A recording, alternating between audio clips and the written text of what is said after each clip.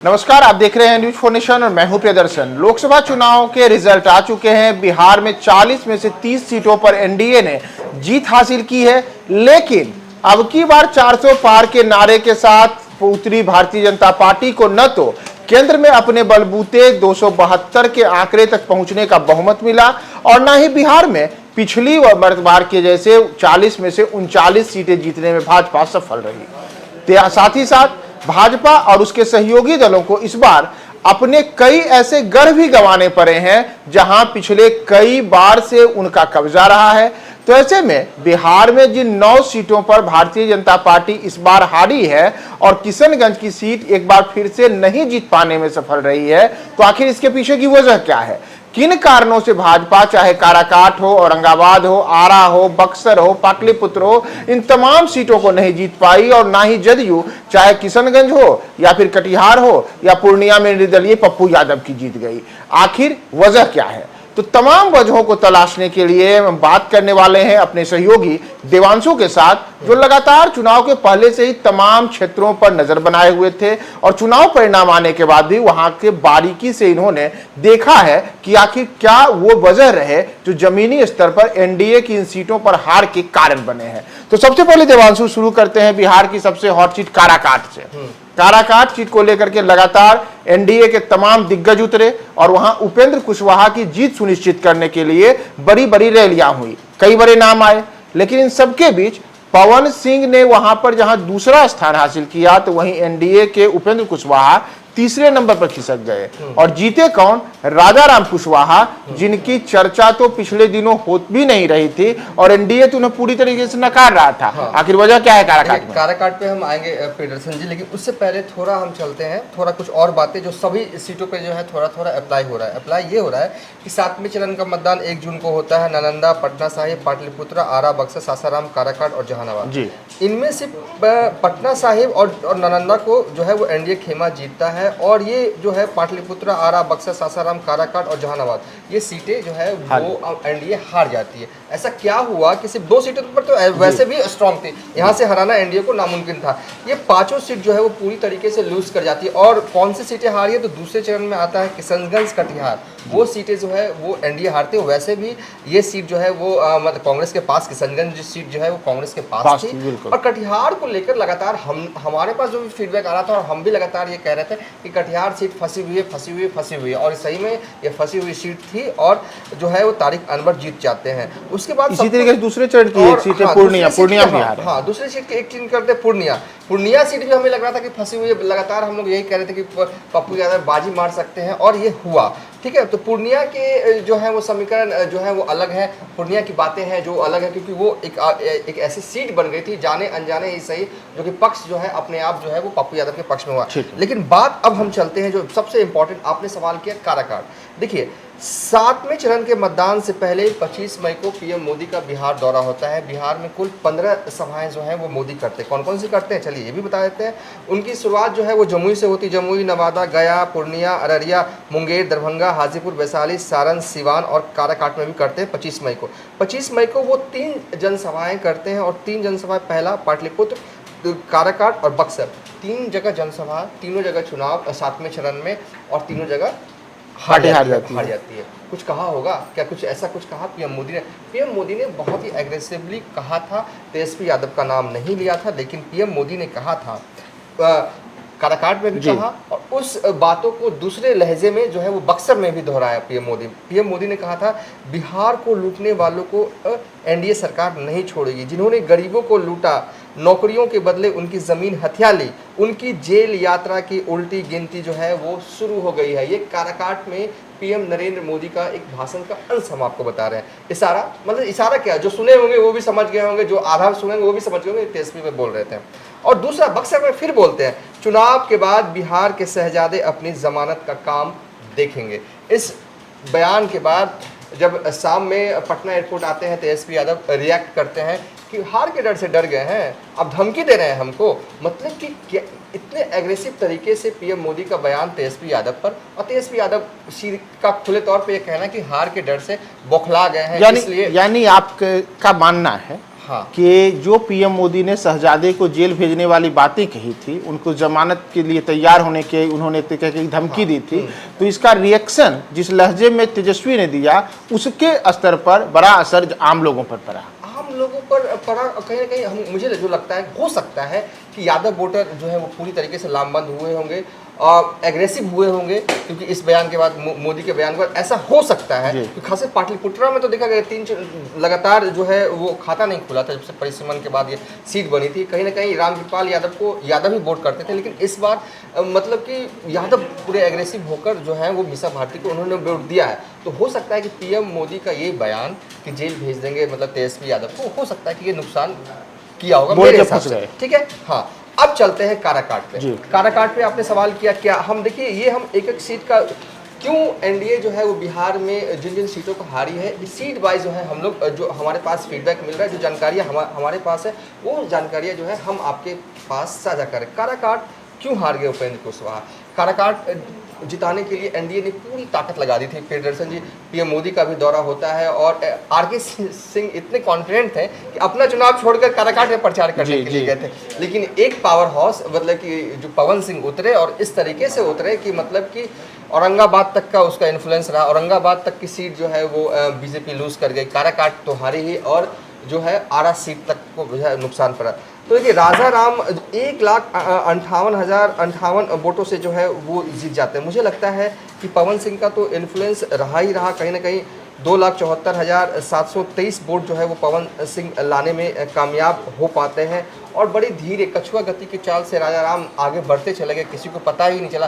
पहले तो ये लग रहा था कि राजा राम मतलब दूसरे नंबर पे होंगे, उपेंद्र कुशवाहा दूसरे नंबर, लेकिन जब खिलाए इस तरीके से उपेंद्र कुशवाहा तो तीसरे नंबर पर जो है उपेंद्र कुशवाहा चले गए। जब वोटिंग हो गई, शाम में गोलगप्पा खाते हुए भी नजर आए काराकाट में, उस वक्त भी जीत का कॉन्फिडेंस दिखा रहे थे और चेहरे पर बिल्कुल समान सी छवि। ये नहीं था कि उन्हें पता चल गया है कि क्या होने वाला है, मतलब कि वो अपनी जीत को लेकर पूरी तरीके से कॉन्फिडेंट थे कि काराकाट वो जीत रहे हैं। लेकिन जिस तरीके के नतीजे आए काराकाट में, कहीं ना कहीं उपेंद्र कुशवाहा, क्योंकि देखिए काराकाट एक ऐसी लोकसभा क्षेत्र है जहाँ पर कुशवाहा की जो वोट है वो है नहीं, और इतना ही नहीं, कुशवाहा ही 2009 से जीतते रहे हैं, चाहे हाँ। कोई भी जीते, अभी जीतने कुशवाहा वाला ही जीते जाति कुशवाहा ही है। हाँ, लेकिन अब कुशवाहा ने उपेंद्र कुशवाहा को वोट दिया या नहीं दिया, ये भी एक बड़ा सवाल है। लेकिन एक और देखिए, अगर पूरे टैली पर देखें, इलेक्शन कमीशन से जो डाटा हमें प्राप्त हुआ, एक और राजा राम सिंह थे वहाँ पर जिन्हें 21,383 वोट जो है वो मिले हैं। ठीक है, तो वोट कटा है, उसके बाद भी जो है ना 1 लाख वोट से वो जो है वो जीत जाते हैं। प्रियंका चौधरी जो मल्लाह समाज की आती है, उन्हें 11,000 वोट मिले हैं। मतलब कि अगर पूरी टैली को देखें, नोटा जो है 21,595 जो है वो यहाँ पर जो है वो पड़ा है। देखिए हारे हैं और मुझे लगता है कि कुशवाहा समाज में भी बिखराव हुआ। हालांकि एनडीए के पास कई कुशवाहा नहीं है, लेकिन जो प्रयोग लालू यादव ने किया, हाँ, पवन सिंह का चुनाव में खड़ा होना उपेंद्र कुशवाहा के लिए सबसे बड़ा घातक साबित हुआ। बिल्कुल, वो तो घातक, अगर नहीं लड़ते तो वो जीतने की संभावना प्रबल थी, क्योंकि राजपूत समाज के लोग तो एनडीए को वोट करते। लेकिन पवन सिंह इतने बड़े, मतलब कि वो सिर्फ काराकाट तक नहीं पहुंचे, आरा से लेकर मतलब कि औरंगाबाद तक जो है उनका इन्फ्लुएंस रहा। वो नहीं गए प्रचार करने के लिए किसी के लिए, वो अलग बात है, लेकिन पवन सिंह की ताकत जितनी देखी गई थी, जितनी आकी गई थी, उससे कई गुना ज़्यादा जो है वो। तो पावर स्टार के पावर के कारण काराकाट में उपेंद्र कुशवाहा और एनडीए की हार हुई। हाँ, हुई। और इसमें एक चीज और है कि राजा राम को कहीं ना कहीं कुशवाहा वोट भी गया। एमवाई प्लस कुशवाहा वोट जो है वो गया है पूरी तरीके से। और इनके पास कुछ कुशवाहा रहा, राजपूतों में भी कुछ बिखराव हुआ होगा, कुछ वैश्य के वोट रहे होंगे, और पासवान में भी कई पासवान समाज के वोट पड़े होंगे। लेकिन 2-3 पासवान जो है वो निर्दलीय भी लड़ रहे थे, उन्हें भी वोट जो है वो आए हैं। यही है काराकाट। मतलब कि पवन सिंह ने पूरी तरीके से, सीधे तरीके से, अगर वो चुनाव नहीं लड़ते तो उपेंद्र कुशवाहा जो है वो चुनाव जीत जाते। हालांकि वोटिंग से पहले ये फीडबैक, वहाँ इनपुट जो है वो सबों को मिल गया था कि उपेंद्र कुशवाहा के लिए कड़ी चुनौती होने वाली है। एनडीए ने पूरी ताकत झोंकी, लेकिन फिर भी उपेंद्र कुशवाहा को नहीं जितवा पाई। औरंगाबाद, बिहार में जब हम औरंगाबाद की बात करते हैं तो औरंगाबाद को बिहार का मिनी चित्तौड़गढ़ कहा जाता है। एक चित्तौड़गढ़ तो राजस्थान में है और दूसरा चित्तौड़गढ़ मिनी चित्तौड़गढ़ के नाम से औरंगाबाद को कहा जाता है। और आपको बताया कि वर्ष 1952 से जब भी लोकसभा के चुनाव हुए हैं तो औरंगाबाद से जीतने वाले सांसद की जाति राजपूत ही रही है। लेकिन यह वर्ष 2024 इतिहास बनाने वाला साल रहा और औरंगाबाद में पहली मर्तबा है जब मिनी चित्तौड़गढ़ में कोई राजपूत जाति का उम्मीदवार वहां से लोकसभा चुनाव नहीं जीता है और भाजपा के सुशील सिंह की न सिर्फ हार हुई है बल्कि राजपूतों के गढ़ में राजपूत जाति के सब उम्मीदवार चुनाव हार गए हैं। तो चुनाव क्यों हार गए, हमारे साथ देवांशु बताएंगे कि देवांशु आखिर कहां चूक हो गई कि मिनी चित्तौड़गढ़ में इस बार राजपूत का परचम नहीं लहराया, एनडीए हार गई। हाँ देखिए, औरंगाबाद लोकसभा क्षेत्र की बात करें तो इस लोकसभा चुनाव में कई जगहों पर पार्टी हारी है, तो कई जगहों पर पार्टी के बजाय मैं कहूँगा कि कैंडिडेट हारे हैं। यहाँ पर औरंगाबाद में निजी तौर पर ना खुशी, मतलब एक तरह से नाराजगी थी सुशील कुमार सिंह को लेकर, और वो कैंडिडेट हारे, ठीक है, उसका असर पार्टी हारती है। लेकिन आप ये कह सकते हैं कि देखिए अब है, और जो लालू का प्रयोग जो रहा कुशवाहा प्रयोग, एक दूसरी पार्टी से पूर्व विधायक आते हैं और यहाँ से चुनाव लड़ते हैं और जीत जाते हैं।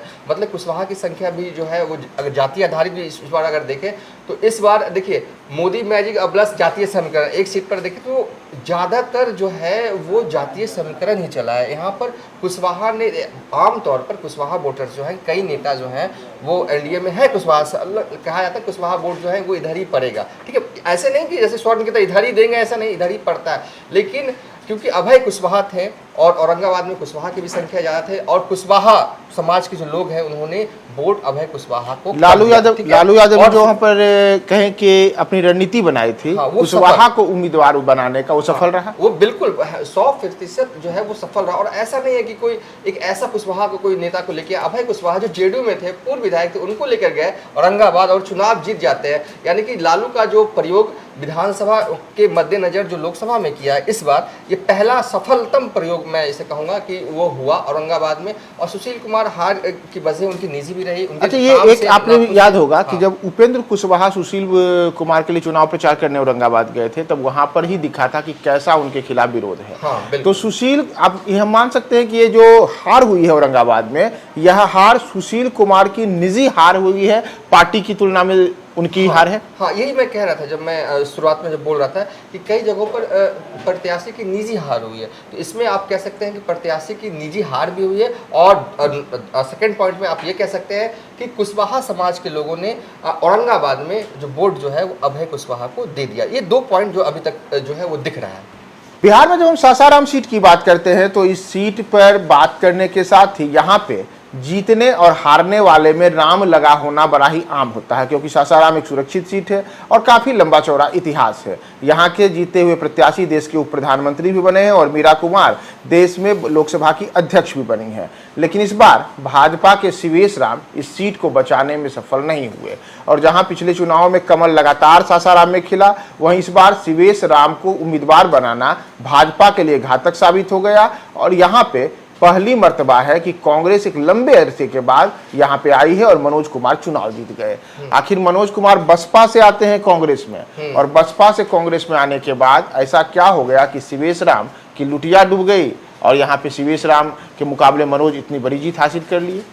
देखिए, एक तो शिवेश, देखिए एक तो जो मनोज कुमार हैं, जो मनोज कुमार राम भी आप कह सकते हैं, वो स्थानीय है। और ये जीत क्यों हुई, देखिए ज़्यादा जीत जो अंतर है वो 17,219 वोटों से जीत हुई। छेरी पासवान का टिकट यहाँ पर कटा था। हाँ, क्यों कटा ये बीजेपी वाले जाने, ठीक है। लेकिन छेदी पासवान ही वो शख्स थे जो कि मीरा कुमार के परिवार से लगातार लेते रहे। वो मतलब राजीव गांधी के दौर में भी उन्होंने उनके पिताजी को हराया। सब एंट्री तब होती है उनकी सासाराम में।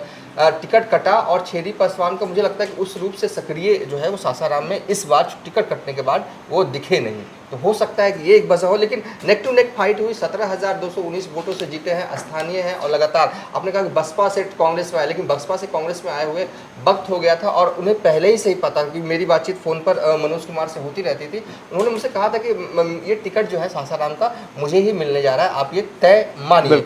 और कहीं ना कहीं मुझे लगता है कि हार की वजह जो भी रहे, लेकिन स्थानीय उम्मीदवार भारी पड़ा जो है वो शिवेश जो है राम पर, हाँ शिवेश राम पे। और जीत का इसीलिए जो अंतर है वो काफी मामूली अंतर है। नोटा भी 1719 जो है वो यहाँ पर है। तो यहाँ पर अगर डीपली जाए तो वैसे भी ये सीट पर बहुत पहले अगर कहें मीरा कुमार के परिवार का ही कब्जा रहा। यहीं से वो जो है जगजीवन बाबू जो है वो सांसद रहे। उसके बाद मीरा कुमार भी जो है वो 2009 में सांसद यहाँ से रही हैं। ओवरऑल अगर कहें कि क्यों हारी एनडीए यहाँ पर, तो मुझे लगता है कि उम्मीदवार की वजह से हारी। मनोज कुमार राम जो है वो बेहतर उम्मीदवार शिवेश राम से जो साबित हो, हाँ, इसीलिए मामूली वोटों के अंतर से यहाँ पे लोगों से पहले से कनेक्टेड थे और चुनाव हुआ तो और कनेक्ट हो गए, बस यही है। बिहार में जब लोकसभा चुनाव की शुरुआत हुई तो जहानाबाद सीट को लेकर के बार बार ये बातें आ रही थी कि भाजपा और एनडीए भले ही देश में 400 और बिहार में 40 सीटें जीतने का दावा करे, लेकिन जहानाबाद सीट एंड जदयू की हार तय है। और हुआ भी कुछ वैसा ही। जदयू ने को जहानाबाद में जो तीर निशाने पे लगना था वह नहीं लगा और स्थिति है वहां पे कि अब राजद का लालटेन जल गया है। सुरेंद्र यादव वहां से चुनाव जीत चुके हैं। तो आखिर ऐसी क्या वजह रही देवांशु कि पिछली बार केवल 1700 वोटों से जीतने वाले चंद्रवंशी वहां पे इस बार भी कुछ भी करिश्मा नहीं कर पाए और पिछली बार की गलतियों से वो कोई सबक नहीं ले पाए? मतलब कि एक लाइन में कहें नीतीश ने लालू को या कहेंगे तेजस्वी को गिफ्ट किया है ये सीट जहानाबाद एक लाइन का यही कहा जा सकता है। क्योंकि देखिए चंदेश्वर प्रसाद जो कि जेडीयू के उम्मीदवार हैं, जिन्हें वोट जो है वो 3,444 आए हैं और सुरेंद्र यादव को 4,43,035 वोट आए हैं और जीत का अंतर 1,42,591 है। हुआ क्यों? जब टिकट का बंटवारा जेडीयू में नहीं हुआ था तब हम लोग के पास में जो नेताओं के फीडबैक आ रहे थे, जो पब्लिक के जो फीडबैक आ रहे थे वो यही आ रहे थे कि इस बार कम से कम जेडीयू को चाहिए कि इस सीट पर उम्मीदवार बदल दे। सिवान में बदल दिया, सिवान में क्यों उम्मीदवार बदल दिया ये समझ में नहीं आया और जहानाबाद में क्यों उम्मीदवार नहीं बदला गया ये भी नहीं समझ में नहीं आया। ठीक है, जेडीयू का अपना फैसला रहा होगा, हाँ, लेकिन शुरू से था, डे वन से था कि ये बेहतर उम्मीदवार नहीं। पिछली बार तो जीत गए थे किसी तरीके से, घिसते तिरते 1751 या 48 वोटों से वो जीते थे। इस बार उम्मीदवार बदलने की सख्त जरूरत थी। कोई भी उम्मीदवार अगर जेडीयू से आता, हो सकता था कि वो अगर नीतीश कुमार को था ना कि अति पिछड़ा को ही देना है किसी को, तो किसी और को लड़वा देते। नहीं, वहाँ एक और आपको बताएंगे कि वो सीट भूमिहार मानते हैं कि हमारी परंपरागत सीट रही है। इस बार भी 2 भूमिहारों के बड़े चेहरे वहाँ पे चुनाव में होते थे। अरुण सिंह ने तो बड़े स्तर पे वहाँ पे वोट भी हासिल करने में सफलता पाई। तो क्या नीतीश कुमार की रणनीतिक चूक रही? बिल्कुल पूरी तरीके से राजनीतिक चूक रही और किसी भूमिहार को लड़ा देती या किसी अति पिछड़े में किसी और को मिले, इनके प्रति पूरी तरीके से नाराजगी थी। एक तो बाहरी, एक तो 5 साल में कई मतलब कि जाने अनजाने ही कभी दिखे होंगे, किसी से कनेक्टेड नहीं हो। वहाँ के कई लोकल्स पत्रकार ने मुझे कहा कि देवांशु जी ये तो 5 साल में देखा कि अभी आए हैं, फिर कभी एक आध साल में आते थे तो कभी मिलते थे किसी होटल में, उसी में चाय नाश्ता पानी, ये तो लोगों से क्या मिलेंगे, मतलब पत्रकारों से तो मिलते ही नहीं थे जहानाबाद में। इतना निगेटिव फीडबैक इनके बारे में आ रहा था। हालांकि ये फीडबैक जो है वो चुनाव से पहले जेडीयू तक पहुंच गया था, जो हमारे पास पहुंचा। तो जेडीयू ने अपनी पूरी ताकत जो है जितनी ताकत झोंका जा सकता था जहानाबाद में वो झोंकी गई। जैसे देखिए उपेंद्र कुशवाहा वाला भी फीडबैक आ गया था काराकाट में, तो वो पूरी झोंकी गई। लेकिन कहते हैं ना कि जनता ने जब एक बार आप मन बना लिया किसी को हराने का या किसी को जिताने का, तो आप ताकत लगाते रह जाइए, आप ताकत झुकाते रह जाइए। वोटिंग का दिन आ जाएगा, वोट दे देंगे लोग और नतीजे के दिन भी आ जाएगा, वही होगा जो होगा, जनता जो चाहेगी। तो जेडीयू ने ललन सिंह भी उतरे, अशोक चौधरी ने कैंप किया बजाबता। कई दिनों तक अशोक चौधरी जो हैं वो जहानाबाद में ही रहे और अरिस्टो फार्मा के जो हेड हैं उनको बुलाया गया, उनसे प्रचार करवाया गया, पूरे जहानाबाद में घुमाया गया, देखिए हम क्या क्या कर रहे हैं। जो भी गरीब लोग होते हैं, जो भी हमारे पास मदद करने के लिए आते फिर भी कुछ नहीं हुआ। और यहाँ तक कि जो है इंटरनल तौर पे ये भी मैसेज पहुंचवाया गया कि अगली बार ये सीट जो है वो जेडीयू जो है वो किसी भूमिहार समाज को देगी, इस बार आप जिता दीजिए। मतलब ये सब मैसेज सर्कुलेट किया गया, इसके बावजूद इतनी नाराजगी थी कि वो हार गए। तो इसमें नीतीश की डायरेक्ट गलती, किसी और की गलती नहीं। और एक चीज और, अगर अरुण बाबू, क्योंकि अरुण कुमार जो है वो क्योंकि लोजपा छोड़ चुके थे, नाराजगी थी, बसपा ज्वाइन कर, उस समय वो खाली थे। अगर नीतीश कुमार उनको वो टिकट दे देते, आइए ज्वाइन कीजिए, लड़िए जहानाबाद, ये सीट जेडीयू की होती। लेकिन एक जीती हुई सीट, जो जीत सकती थी सीट, वो अपनी गलती की वजह से हार गई। बिहार में जब हम पाटलिपुत्र सीट की बात करें तो पाटलिपुत्र सीट ऐसी रही जहां भारतीय जनता पार्टी ने जोरदार तरीके से अपना कब्जा जमाए रहा और इस सीट पर इतिहास बना जब लालू यादव चुनाव हार गए। लेकिन अब फिर से इतिहास बना कि भाजपा को इस सीट पर हराने में कामयाबी भी लालू यादव की बेटी मीसा भारती ही सफल हुई है। और मीसा पिछले 2 चुनावों में भाजपा उम्मीदवार, भाजपा के सांसद रहे रामकृपाल यादव से केवल 40,000 के आसपास के वोटों के अंतर से हारती रही थी। इस बार मीसा ने यहाँ पे करिश्मा कर दिया और यहाँ पे उन्होंने रामकृपाल को हरा करके यह सीट पहली बार लालटेन यहाँ पे जलाने में उन्होंने सफलता पाई है। तो देवांशु, आखिर शहरी क्षेत्र में माना जाता है कि भाजपा बड़ी मजबूत रहती है। आखिर कहाँ चूक हो गई कि पाटलिपुत्र जो पटना का नाक है उस सीट पे भाजपा हार गई? देखिए पाटलिपुत्र में कल जब काउंटिंग हो रहा था, शुरुआती दौर में नेक टू नेक चल रहा था, फिर तो जो बढ़त मीसा भारती ने बनाया वो बनाते ही रह गए। लेकिन तब तक जब शुरुआती दौर में मीसा भारती बढ़त बना रहे थे तो उनके सपोर्टर्स कह रहे थे नहीं नहीं नहीं, अभी वो वाला खुलेगा ना, आखिरी वाला जो पिछले बार हुआ था 2019 वाला, राम कृपाल ही जीतेंगे, राम कृपाल ही जीतेंगे। मतलब ये था 5,000 से जीते या 10,000 से जीते, लेकिन राम कृपाल ही जीतेंगे।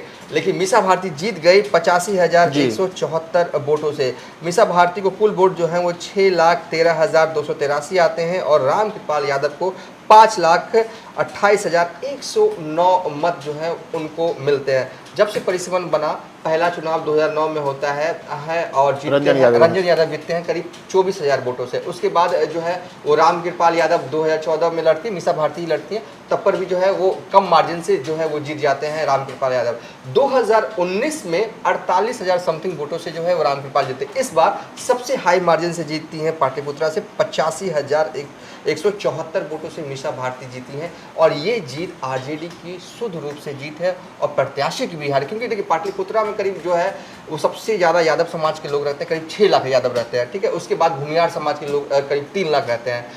तो कहीं ना कहीं पाटलिपुत्रा के जो यादव हैं वो रामकृपाल यादव को वोट देते आए हैं, तभी वो तो इस बार क्या रामकृपाल से जो यादव है वो नाराज भी है और वोट उनका शिफ्ट हो गया है मीसा भारती की ओर? कुछ तो शिफ्टिंग एग्रेसिवली वोट पर, जैसे कि हम लोग देख रहे थे कि पिछले 2019 के मुकाबले इस बार 2024 में पाटलिपुत्र लोकसभा क्षेत्र में वोटिंग परसेंटेज भी ज़्यादा हुआ है। तो हो सकता है कि प्रधानमंत्री मोदी ने जिस तरीके से डायरेक्ट अटैक जेल भेजने वाली बात तेजस्वी यादव को कहा और यादव यहाँ कई संख्या में रहते हैं, सबसे ज़्यादा यादव ही रहते हैं, तो हो सकता है कि उसका नतीजा यहाँ पर रहा। और निजी तौर पर जिस तरीके से लगातार 10 साल से सांसद थे, उसके नाते भी कई लोग कह रहे थे, पब्लिक ओपिनियन में भी ये बाइट आ रही थी कि हाँ, अगर सांसद के तौर पर देखा जाए तो न्योता पुरने वाले सांसद के तौर पर उनकी पहचान है। तो कुछ लोग कह रहे थे कि पूड़ी और चावल खाने के लिए हम उनको सांसद, पूड़ी पुलाव वाले सांसद, पूड़ी पुलाव खाने के लिए थोड़ी ना बनाए। अब जनता भी कही ना भैया, शादी और किसी भी न्योते में मत आइए, काम कीजिए। हो सकता है ये भी एक फैक्टर रहा हो, मतलब निजी तौर पर भी हार रही हो। तो मतलब कि 2-3 पॉइंट्स हो सकते हैं। एक पॉइंट में आप ये रख लीजिए, बीते 25 मई को पीएम मोदी जो है वो 3 जगह पर जो है वो चुनावी सभा करते हैं, जिसमें कि पाटलिपुत्रा लोकसभा क्षेत्र में भी सभा करते हैं। और इस सभा में भी इसी बात को जो है ना प्रियदर्शन जी दोहराते हैं कि जो है वो जो भी जिन्होंने भ्रष्टाचार किया है उसे वो लूट लेंगे, जिन्होंने नौकरी के बदले जमीन ली है उसे वो जेल यात्रा की जो उल्टी गिनती जो है वो शुरू कर दें। मतलब इस तरह का बयान तेजस्वी पे अटैक हो सकता है कि यादव समाज के लोगों ने एग्रेसिव इसको लिया हो। आरा संसदीय सीट की जब भी हम बात करते हैं तो पूर्व सांसद आरके सिंह लगातार पिछले 5 वर्षों तक इसलिए आरा में सुर्खियां बटोरते रहे क्योंकि लगातार वहां कई ऐसे काम हुए जिसे लेकर के कभी उद्घाटन करने, कभी शिलान्यास करने को लेकर अखबारों में उनके चेहरे और उनके नाम छपते रहे।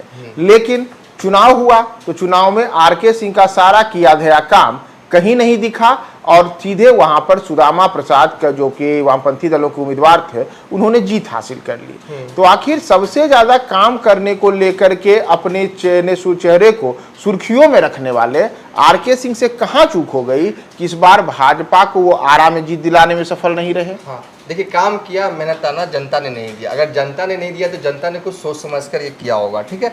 सुदामा प्रसाद जो कि वैश्य समाज से आते हैं और आरके सिंह जो है वो राजपूत समाज से आते हैं। सुदामा प्रसाद जो है वो तरारी से विधायक हैं और उन्होंने 2019 में सुनील पांडे को हराया था।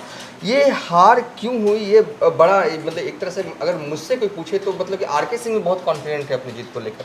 खुद प्रत्याशी को भी लग रहा था कि वो जीत जाएंगे और यहाँ तक कि अपने चुनाव कैंपेन छोड़कर वो काराकाट जैसी जगहों पर वो प्रचार करने के लिए जा रहे थे, अपने सहयोगी के जीत सके इसके लिए, क्योंकि खुद भी राजपूत आते थे और पवन सिंह भी काराकाट में राजपूत का ही वोट जो है वो काट रहे थे। तो राजपूत का वोट काराकाट में न बटे, इसलिए आरके सिंह ने काराकाट में मोर्चा संभाला, लेकिन खुद की सीट जो है भी वो न बचा पाए। प्रियदर्शन जी क्या कितना बताया था आपने? करीब 58,000 वोटों से 58,000 वोटों के मार्जिन से जीते। ऐसा भी नहीं कि 10,000 15,000 वोटों से हारे हैं।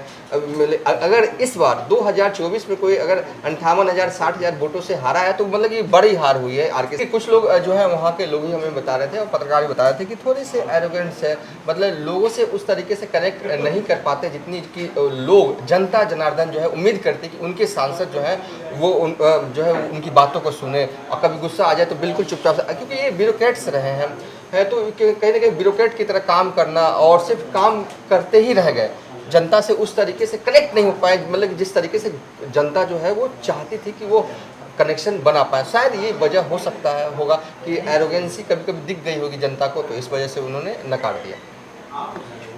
बिहार की बक्सर लोकसभा सीट पर इस बार भारतीय जनता पार्टी के उम्मीदवार मिथिलेश तिवारी को हार का सामना करना पड़ा है। चर्चा इसलिए बक्सर की क्योंकि बक्सर जैसे ही हम नाम लेते हैं तो बक्सर सीट पर लगातार भाजपा का मजबूत दबदबा रहा है। वहां से कई दिग्गज नेता चुनाव जीतते रहे हैं और विशेषकर ब्राह्मण समुदाय से आने वाले, लेकिन इस बार राजद ने वहां पे सुधाकर सिंह को उम्मीदवार बनाया और जैसे उनके पिता जगदानंद सिंह ने वर्ष 2009 में यहां लोकसभा का चुनाव जीता था, वैसे ही अब सुधाकर सिंह ने एक बार फिर से राजद का लालटेन बक्सर में जला दिया। और अलग अलग बातें चल रही थी बक्सर को लेकर कि भाजपा ने वहां पे ये रणनीतिक भूल की है। तो आखिर क्या रणनीतिक भूल रही कि भाजपा अपनी परंपरागत सीट बचाने में सफल नहीं रही? देवांशु, लगातार बक्सर सीट पर आप नजर बनाए हुए थे, आखिर बक्सर में कहां भाजपा चूक गई कि भाजपा का कमल इस कदर मुरझा गया? देखिए, बक्सर लोकसभा सीट को ब्राह्मण बहुल सीट कहा जाता था।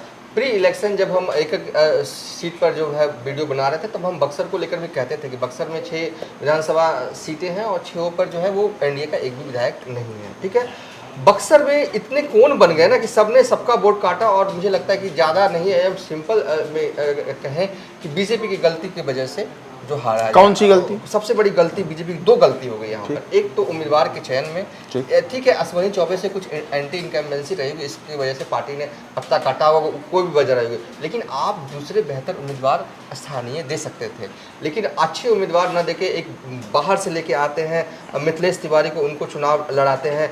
आनंद मिश्रा जिनकी जो है वो नौकरी छुड़वाई गई, कहा भी गया इंटरनल तौर पर आपको ही टिकट दिया गया, उन्हें टिकट जो है वो नहीं दिया गया, छला गया। यूथ थे, युवा थे और यंग आईपीएस के तौर पर जो है वो असम कैडर में, और उन्होंने अपनी छाप कितनी छोड़ी? छाप आनंद मिश्रा को जो वोट है वो 47,409 आया है। ठीक है, सुधाकर को वोट, सुधाकर सिंह जो कि राजपूत समाज से आते हैं बक्सर, उन्हें आया है 4,38,345 वोट। मिथिलेश तिवारी को आया है 4,82,054, 4,08,000। हाँ, और आनंद मिश्रा को वोट आया है 47,409। ओवरऑल अगर जीत का अंतर, कई कौन है यहाँ पे, अनिल कुमार को 11,000 समथिंग बसपा के टिकट, ददन यादव को 15,836 वोट आए, और एक और आनंद मिश्रा जो डुप्लीकेट आनंद मिश्रा, उन्होंने भी 2,000 से ज्यादा वोट, हाँ 2,800 वोट उन्होंने भी लाया है। तो जीत का अंतर जो है वो यहाँ पर जो है वो है 30,091 का। यानी ये कहा जाए कि भाजपा का वहां पे मिथिलेश तिवारी को टिकट देना, उम्मीदवार बनाना भाजपा की सबसे बड़ी भूल रही। सबसे बड़ी भूल रही। देखिए, भाजपा मुझे लगता है कि शुरू से ही कई नेता बीजेपी के, कई कैंडिडेट भी बीजेपी के ओवर कॉन्फिडेंट थे कि इस बार तो मोदी नाम केवलम जो है वो पूरी तरीके से चलेगा, जहां उछाला जाएगा ये सिक्का वो एकदम कैश हो जाएगा, लेकिन ऐसा हुआ नहीं। मोदी नाम केवलम पर कई जगहों पर जो है वो जातीय समीकरण हावी होता हुआ दिखा। कई जगह पे पार्टी की जीत हुई है, कई जगहों पर उम्मीदवार की पर्सनल जीत हुई है, तो कई जगह पे उम्मीदवार की हार हुई, और यहाँ पर पार्टी की हार हुई। हाँ, पार्टी की हार हुई, और इसलिए हार हुई कि गलत डिसीजन, एक नहीं बैक टू बैक 2 गलत डिसीजन जो है वो पार्टी की तरफ से लिए गए। एक कैंडिडेट का सिलेक्शन, अगर मान लीजिए कि आनंद मिश्रा को अगर लड़ते चुनाव बीजेपी के टिकट पर, क्यों नहीं लड़ते? निर्दलीय लड़ रहे तो बीजेपी का मिलता सहारा, तो क्यों नहीं लड़ते? आनंद मिश्रा लड़ते तो ये सीट बीजेपी की होती, और ये हम नहीं करें है, ये बक्सर के लोग ही आपस में चर्चा और चाय की दुकानों पर करें, और जो फीडबैक हमें मिल रहा है वही हम आपको बात बता रहे हैं कि आनंद मिश्रा अगर चुनाव लड़ते तो ये सीट जो है वो बीजेपी के खाते में होती। सुधाकर सिंह, ठीक है, उन्होंने मेहनत किया, राजपूत समाज से आते हैं, लेकिन ये वोट जो है आरजेडी की झोली में डाली गई है अपनी गलतियों की वजह से। सीमांचल के हिस्सों की अगर हम बात करें तो इस बार सीमांचल में लगातार चाहे एनडीए के कोई भी प्रत्याशी हो, उन्होंने उस किस्म की छाप नहीं छोड़ी जैसी उनसे उम्मीद थी, और नतीजा रहा कि किशनगंज, कटिहार और पूर्णिया तीनों जगहों पर एनडीए प्रत्याशियों की हार हुई है। बात करेंगे कटिहार सीट की, जहां कटिहार से इस बार जदयू के दुलाल चंद गोस्वामी अपनी सीट बचाने में सफल नहीं रहे, और कांग्रेस के दिग्गज तारिक अनवर ने एक बार फिर से वहां कांग्रेस के हाथ को मजबूत कर दिया। तो तारिक अनवर और दुलाल चंद गोस्वामी, आखिर वहां पे मुकाबला पहले से ही देवांशु कई किस्म से माने जा रहा था कि कई कौन है, तो जदयू ने क्यों नहीं गलतियों से सीख ली और क्यों दुलालचंद गोस्वामी जो पिछली मर्तबे भी केवल 57,000 वोटों से जीते थे, तो इस बार उस जीत को फिर से दोहराने में तारिक अनवर के सामने वैसी चुनौती पेश नहीं कर पाए? हाँ, देखिए कटिहार लोकसभा सीट की अगर हम बात करें तो तारिक अनवर कांग्रेस के पार्टी पे चुनाव थे। पूरी कैंपेनिंग के दौरान उन्होंने एक कार्ड खेला, इमोशनल कार्ड। कई जगहों पर प्रत्याशी ने इस कार्ड का सहारा लिया कि ये तो मेरा आखिरी चुनाव है, ये तो मेरा आखिरी चुनाव है। उन्हें आया है 5,67,000 5,67,000 67,000 वोट करीब, और दुलाल चंद गोस्वामी को जो वोट आया है 5,17,229 वोट, और जीत का अंतर जो है वो करीब 50,000 का आप कह सकते हैं। हाँ। ठीक है, तारिक अनवर हम लगातार जो है वो मतलब प्री इलेक्शन पोस्ट इलेक्शन जो भी वीडियो बना रहे थे, हम लगातार यही कह रहे थे कटिहार लोकसभा सीट जो है वो फंसी हुई सीट है, यहाँ पर कोई भी जीत सकता है। मतलब हमने तो एक सीट पर कई वीडियो बनाई, कई वीडियो में हमने हर वीडियो में यही कहा कि ये सीट फंसी हुई सीट है, और एक दो वीडियो में हमने ये कहा कि तारिक अनवर यहाँ पर एज है उनको, वो जीत सकते हैं। शुरू से ही यहाँ पर जो है वो जेडीयू को उम्मीदवार बदलने की ज़रूरत थी, ज़्यादा कुछ करने की ज़रूरत नहीं थी। और दूसरी तरफ जो कार्ड जो तारिक अनवर की तरफ से चला गया इमोशनल, हर जगह पर वो यही कहते थे कि ये मेरा जो है वो आखिरी चुनाव है, और इस सीट पर मुस्लिम की भी संख्या ज़्यादा है। जब मुस्लिम डायरेक्ट, देखिए एक तो मुस्लिम जो है वो परंपरागत तौर पर वो कांग्रेस के वोटर्स होते ही होते माना जाता है। हाँ, अब यहाँ पर देखिए चूंकि नीतीश कुमार का मुस्लिम प्रेम भी जग जाहिर है, तो जेडीयू को ठीक है कुछ वोट मिलता, लेकिन डायरेक्ट तारिक अनवर खुद उतरने से, एक मुस्लिम उम्मीदवार उतरने से कहीं ना कहीं जो है वो मुस्लिम तो एकदम 100% इधर आ गए। और अगर मुझे कहे कि अगर कैंडिडेट नीतीश कुमार बदल देते, दुलाल चंद गोस्वामी के बारे में हमारे पास भी जो फीडबैक आ रहा था, शुरू से आ रहा था कि लोग जो है इनके कामकाज से जो है वो ना खुश है। यहाँ तक कि जो शहरी जो कटिहार शहर है वहाँ पर भी वोटिंग परसेंटेज हाई हुआ, तो लगा कि कहीं कहीं एज है इनको शहर की मतदाता, ऐसा कुछ नहीं हुआ। शहर वाले लोगों ने भी तारिक अनवर को वोट कर दिया। तो और कटिहार में एक है कि मल्ला नैयों का जाल है यहाँ पर, तो मल्ला समाज के लोगों का जो हमारे पास कुछ, भले ही मुकेश सैनी कोई पार्टी न जीत पाए हों, फिलहाल अभी दिल्ली में है, लेकिन कटिहार में जो हमारे पास आ रहा है कि वोट ट्रांसफर मल्लाहों का तारिक अनवर को हुआ है। और सबसे सर्वप्रथम एक जानकारी और यहाँ ऐड ऑन कर दूं कि जब मुकेश सैनी का कार्यक्रम नहीं लग रहा था, जैसे ही आए थे, तो सबसे पहले तारिक अनवर ने चिट्ठी लिखी थी तेजस्वी यादव को कि मुझे मुकेश सैनी का कार्यक्रम दिलवा दीजिए। तो ये था, और एक बाद में तारिक अनवर ने ये कहा भी था ऑफ द बीट कि मुझे कभी मल्लाहों ने वोट नहीं किया इस सीट पर, लेकिन इस बार लग रहा है कि मल्लाहों ने वोट दिया। तो ये सब वजह हैं जीतने की, लेकिन जेडीयू से अगर कोई कहे कि क्या गलती हुई एनडीए की तरफ से, कैंडिडेट बदल देते, जीत जाते। बिहार में किशनगंज संसदीय सीट की जब भी हम बात करते हैं तो किशनगंज के साथ ही अल्पसंख्यकों के सबसे बड़े संसदीय क्षेत्र की छवि भी उभरती है, और बिहार के मुख्यमंत्री नीतीश कुमार लगातार यह दावा करते रहे हैं कि बिहार में अल्पसंख्यकों के लिए जिसने सबसे ज़्यादा काम किया वह जदयू है, नीतीश कुमार खुद मुख्यमंत्री के रूप में है। लेकिन लगातार किशनगंज में फिर से वहां पर जदयू को किशनगंज के मतदाताओं ने नकारा है, और किशनगंज में कांग्रेस के प्रत्याशी लगातार दूसरी बार जीतने में सफल रहे हैं।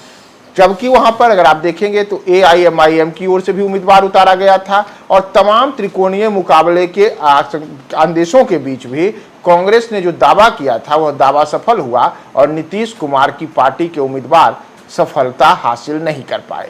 तो आखिर किशनगंज में देवांशु कहां चूक हो गई कि एनडीए वहां पे जो संदेश देना चाहती थी कि देश के सबसे बड़े जो अल्पसंख्यक बहुल इलाकों में से एक है किशनगंज, वहां पे जदयू का प्रत्याशी जीते, लेकिन ऐसा नहीं हुआ। तो रणनीतिक रूप से चूक कहां हुई, क्यों हार गए जदयू के उम्मीदवार? देखिए, हमने कई वीडियो किशनगंज लोकसभा क्षेत्र को लेकर बनाई, प्री इलेक्शन वीडियो भी बनाया, पोस्ट इलेक्शन वीडियो बनाया। हर वीडियो में हमने यही कहा कि ये सीट फंसी हुई है, और कई वीडियो में हमने एस दिखाया था मोहम्मद जावेद को कि वो इस बार जो है वो बन सकते हैं। देखिए, अब सबसे बड़ी बात है कि तेजस्वी यादव ने 251 रैलियाँ की पूरे बिहार भर में, लेकिन एक भी रैलियाँ किशनगंज में नहीं होता है।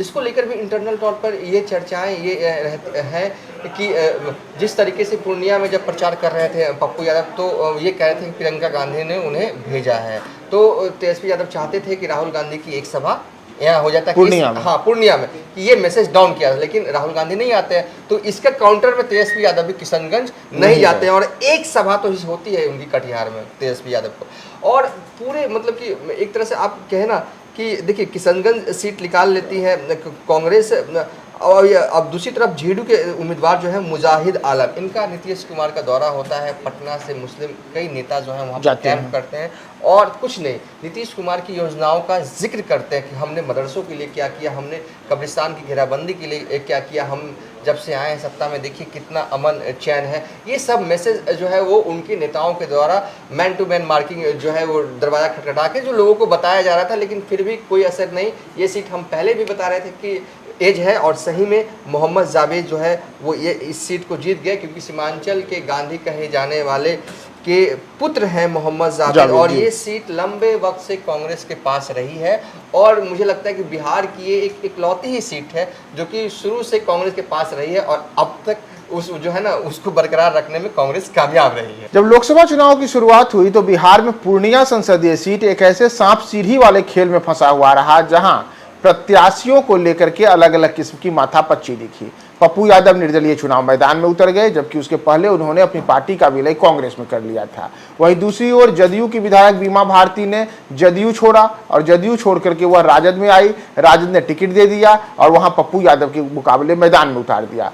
दूसरी ओर जो संतोष कुशवाहा वहां से जदयू के उम्मीदवार थे, वह लगातार फिर से वहां पे जीत हासिल करने को लेकर बड़े दावे कर रहे थे, लेकिन स्थिति बनी कि पूर्णिया ने रिकॉर्ड बना दिया, इतिहास दर्ज हो गया और पप्पू यादव इतिहास बनाने वाले के नायक बन गए। तमाम तरीकों की कोशिशों के बाद भी तेजस्वी यादव अपने उम्मीदवार की जमानत बचाने में भी सफल नहीं हो पाए। तो आखिर पूर्णिया में तेजस्वी यादव की रणनीति कैसे फेल हो गई और पूर्णिया में क्यों नीतीश कुमार का तीर भी निशाने से भटका? आखिर पप्पू यादव में ऐसा क्या लोगों ने देखा कि पप्पू यादव की जीत सुनिश्चित करने में हर कोई वहां पे उनके साथ खड़ा हो गया? हमारे साथ बात करने के लिए है देवांशु, पूर्णिया में लगातार आप देख रहे थे, आखिर पप्पू यादव का जादू कैसे चला? पप्पू यादव का जादू कैसे चला? देखिए, जब पप्पू यादव से टिकट जो है वहाँ का लिया गया, छीना गया, शुरुआती दौर में जब बीमा भारती पहुँचती हैं और वो दिखाती हैं कि हमें तो मिल गया सिंबल, पीला वाला लिफाफा, तब तक किसी को पता नहीं था कि मतलब कि मिला है, किसको जाएगा किसको नहीं पता। उसके बाद जैसे ही विजुअल गिरा, आधे घंटे के बाद एक और विजुअल गिरता है कि पप्पू यादव भी चुनाव लड़ेंगे और रो रहे हैं। मतलब वहीं से चीजें जो उस समय वो इफ्तारी का वक्त था, वो किसी मुस्लिम समाज के लोगों के यहाँ इफ्तार करने के लिए गए हुए थे, जब उनको ये सूचना दी गई कि देखिए बीमा भारती जो है वो सिंबल लेकर आई हैं पूर्णिया। पप्पू यादव वहीं पर जो है वो रोने लगते हैं और वो वीडियो जो उनके सहयोगी है बनाया और हम सबको भेजा गया। तो वहीं से चीज़ें जो टर्न अप है, उस वक्त हमने अपने संवाददाता को फ़ोन किया, क्या पप्पू यादव इस सीट से चुनाव जीत सकते हैं? तो उन्होंने कहा कि देवांशु जी नहीं जीतेंगे, मतलब कि यहाँ का जो समीकरण है।